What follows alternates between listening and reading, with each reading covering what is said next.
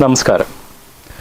ഇന്ന് നാം ചർച്ച ചെയ്യുന്നത് വെറും ഒരു വിലക്കയറ്റത്തെക്കുറിച്ചല്ല, മറിച്ച് നമ്മുടെ പോക്കറ്റുകളിൽ നിന്ന് ഓരോ ദിവസവും പണം ചോർത്തുന്ന വലിയൊരു ആഗോള രാഷ്ട്രീയത്തെക്കുറിച്ചും അതിൻ്റെ പിന്നിലെ നിഗൂഢമായ അജണ്ടകളെക്കുറിച്ചുമാണ്.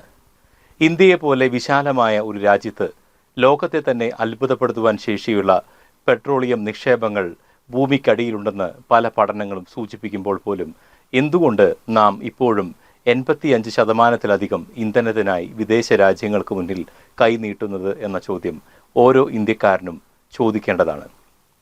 പശ്ചിമേഷ്യയിൽ ഇസ്രായേലും ഇറാനും തമ്മിൽ യുദ്ധം ചെയ്യുമ്പോൾ ഇവിടെ ഇന്ത്യയിലെ സാധാരണക്കാരുടെ അടുക്കള പുകയാത്തത് എന്തുകൊണ്ടാണ്? ഇതിൻ്റെ പിന്നിൽ കേവലം യുദ്ധം മാത്രമല്ല, മറിച്ച് വമ്പൻ കോർപ്പറേറ്റ് താൽപ്പര്യങ്ങളും അന്താരാഷ്ട്ര തലത്തിലുള്ള ഇടനിലക്കാരും അറബ് രാജ്യങ്ങളെ പിണക്കാതിരിക്കുവാനുള്ള നയതന്ത്രങ്ങളും ഒളിഞ്ഞുകിടക്കുന്നുണ്ട്. ഇന്ത്യയിൽ പെട്രോളിയം നിക്ഷേപങ്ങൾ ഉണ്ടെന്ന് ഒരു തർക്കമില്ലാത്ത സത്യമാണ്. രാജസ്ഥാനിലെ ബാർമർ, കൃഷ്ണ ഗോദാവരി ബേസിൽ, ആസാം, മുംബൈ ഹൈ എന്നിവിടങ്ങളിൽ വലിയ സോഴ്സുകളുണ്ട് എന്നുള്ളത് നമുക്കറിയാം. എന്നാൽ ഇവ പുറത്തെടുക്കുന്നതിൽ നേരിടുന്ന ഭൂമിശാസ്ത്രപരമായ വെല്ലുവിളികൾ വിചാരിച്ചതിലും വലുതാണ്. പശ്ചിമേഷ്യ രാജ്യങ്ങളിലെ മണൽപ്പരപ്പുകളിൽ നിന്ന് എളുപ്പത്തിൽ കുഴിച്ചെടുക്കാവുന്ന രീതിയിലല്ല ഇന്ത്യയിലെ എണ്ണ നിക്ഷേപം. പലപ്പോഴും കടലിൻ്റെ ആഴങ്ങളിൽ അതീവ സങ്കീർണമായ പാറക്കെട്ടുകൾക്കിടയിലാണ് ഇവ ഒളിഞ്ഞിരിക്കുന്നത്. ഇതിനാവശ്യമായ ഡീപ്പ് വാട്ടർ ഡ്രില്ലിംഗ് സാങ്കേതികവിദ്യ ലോകത്ത് ചുരുക്കം ചില ആഗോള കമ്പനികൾക്കും ഷെൽ, BP, എക്സോൺ മൊബൈൽ എന്നിവർക്കു മാത്രമാണ്.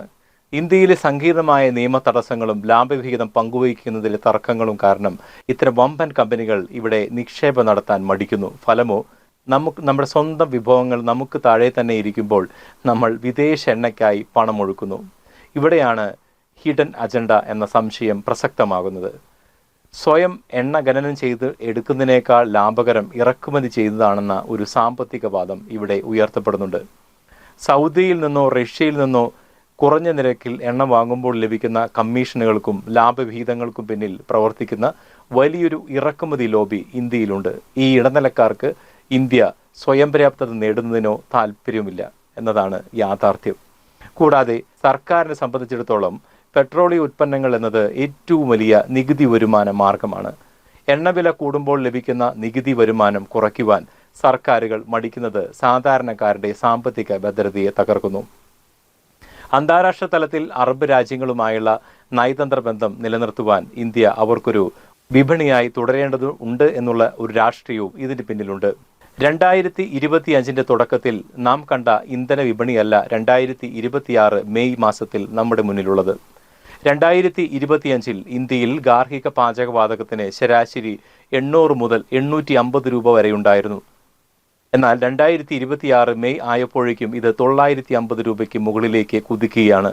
വാണിജ്യ സിലിണ്ടറുകളുടെ കാര്യത്തിലാണ് ഏറ്റവും വലിയ ആഘാതം സംഭവിച്ചിരിക്കുന്നത്. 2025 1700 രൂപ നിലവാരത്തിലായിരുന്ന ഇത് 19 കിലോ വാണിജ്യ സിലിണ്ടറുകൾക്ക് ഇന്ന് 2100 രൂപയ്ക്ക് മുകളിലാണ് വില.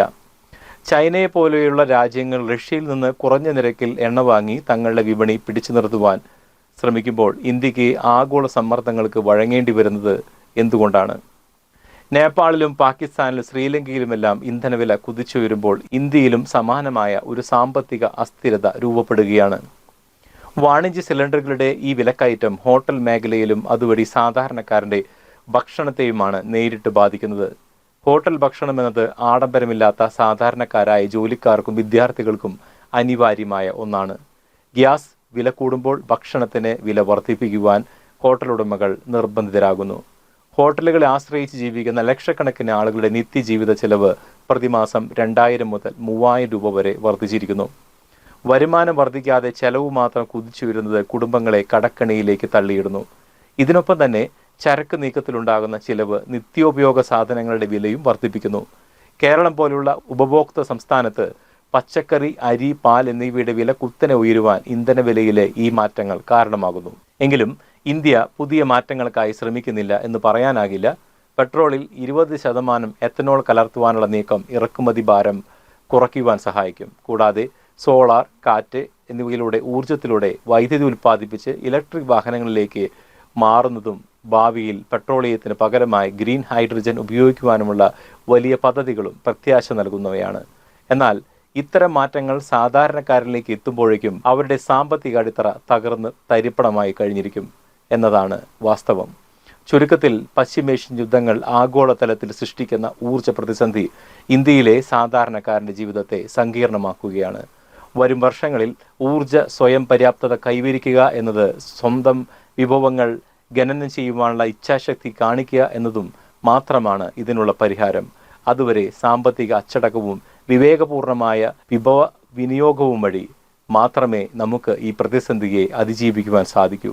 ആഗോള രാഷ്ട്രീയത്തിലെ ചതുരംഗ കളികളിൽ ബലിയാടാകുന്നത് സാധാരണക്കാരനാണെന്ന സത്യം തിരിച്ചറിഞ്ഞ് പ്രതികരിക്കേണ്ട സമയം അതിക്രമിച്ചിരിക്കുന്നു. ഏവർക്കും നന്ദി, നമസ്കാരം.